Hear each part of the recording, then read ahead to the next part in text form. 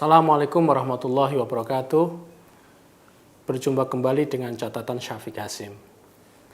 Sebagai seorang muslim, mendengar kabar seseorang telah menyatakan diri masuk Islam itu hal yang menggembirakan.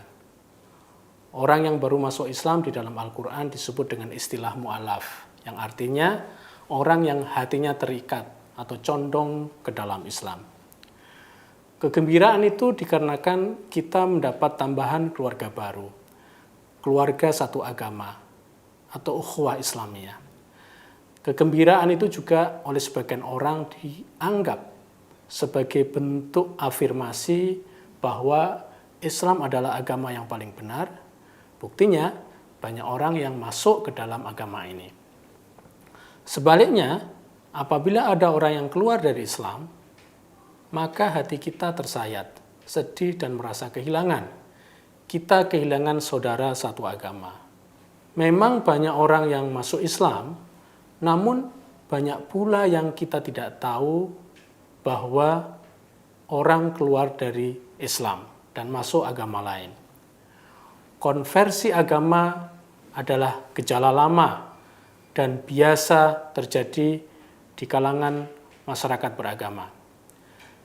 Kita boleh gembira dan sedih atas konversi agama, namun dalam batas yang wajar saja. Sebagai mu'alaf pada umumnya, pengetahuan mereka tentang Islam sangatlah terbatas, karena mereka baru masuk Islam. Namun fenomena yang terjadi, dakwah mereka mencerminkan bahwa seolah-olah merekalah yang tahu segalanya tentang Islam.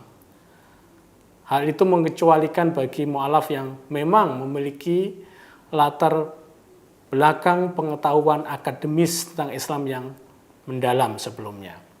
Materi dakwah para mu'alaf tersebut sangat membakar, karena pada umumnya apa yang mereka sampaikan adalah latar belakang dan alasan-alasan mereka pindah agama. Disinilah kemudian muncul narasi buruk tentang agama yang mereka peluk sebelumnya. Ceramah seperti itu memang cukup menarik minat banyak kalangan, terutama kalangan awam, karena menarasikan supremasi Islam atas agama-agama lain.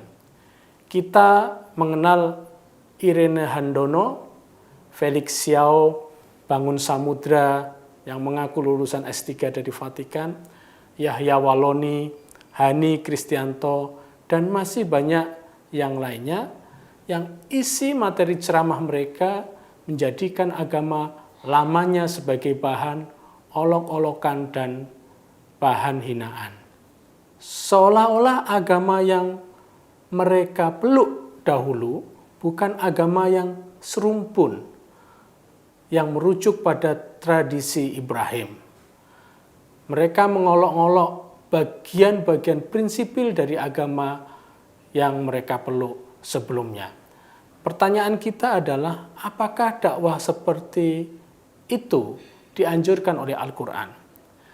Al-Quran dalam surat Ali Imran ayat 104 menyatakan, dan hendaklah ada di antara kamu segolongan umat yang menyeru kepada kebaikan, memerintahkan kepada yang ma'ruf, dan mencegah dari yang mungkar.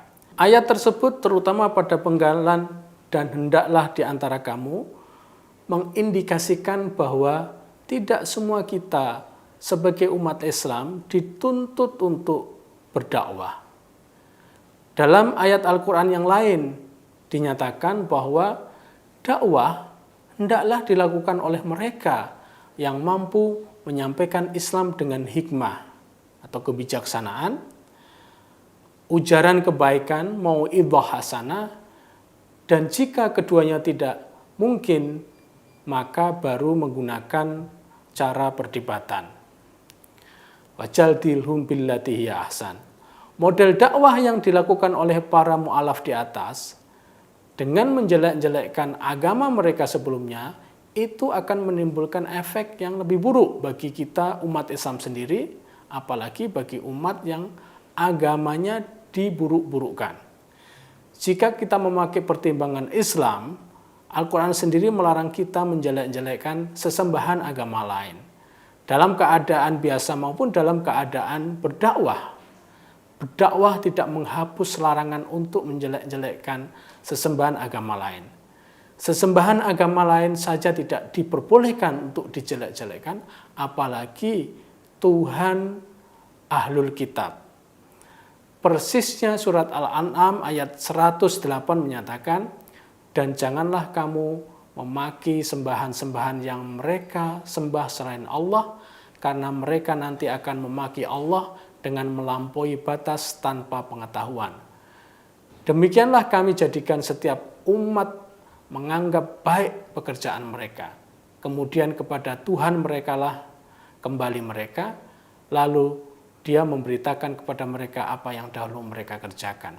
Seorang mufasir klasik yang sangat kredibel, Ibnu Katsir, dalam tafsirnya, Tafsir Ibnu Katsir, menjelaskan bahwa Rasulullah melarang orang-orang yang beriman untuk membenci hal-hal yang disembah oleh kaum politeis atau kaum musyrik, meskipun hal itu bisa mendatangkan kebaikan atau kemaslahatan. Mengapa demikian? Rasulullah memandang jika perbuatan tersebut justru akan menimbulkan kemudaratan yang jauh lebih besar daripada kemaslahatan.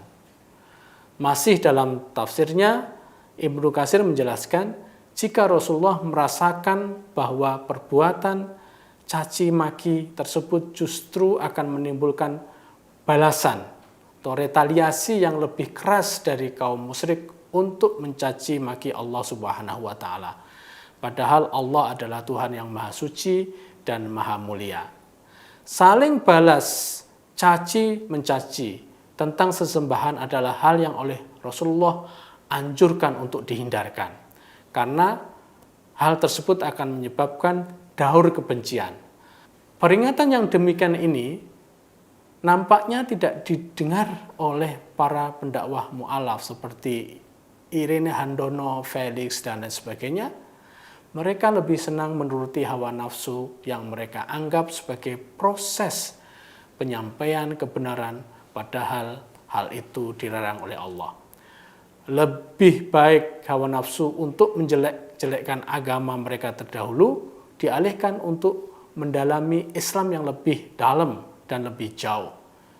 Belajar ilmu-ilmu keislaman seperti nahwu, shorof, tafsir, ilmu hadis, usul fikih, ilmu kalam, dan sebagainya lebih bermanfaat bagi para pendakwah mu'alaf ini. Dari perspektif kemanusiaan, dakwah model di atas justru menyebabkan disharmoni dan saling curiga di antara umat beragama. Di dalam konteks kehidupan kita yang pluralistik, hal yang mesti ditonjolkan dalam berdakwah mestinya adalah konteks integrasi sosial, kohesi sosial, mutual respect, dan lain sebagainya dalam konteks keislaman dan keindonesiaan. Selain ukhuwah Islamiyah, kita umat Islam dituntut untuk menjaga ukhuwah watoniyah dan ukhuwah basyariah. Sebagai Muslim, kita tidak diikat oleh persaudaraan antar sesama pemeluk Islam saja, namun pada tingkat yang sama kita juga diikat oleh persaudaraan antar warga negara dan persaudaraan antar manusia. 3 model persaudaraan itu harus kita jaga selalu. Sebagai catatan, dakwah para mu'alaf di atas malah lebih banyak menyebabkan mudarat bagi kita karena mencitrakan kita sebagai umat Islam sebagai pihak yang mencari-cari kelemahan dan kesalahan agama-agama lain. Pendek kata, dakwah mereka lebih menimbulkan beban bagi umat Islam daripada menarik keberkahan. Demikian, wassalamualaikum warahmatullahi wabarakatuh.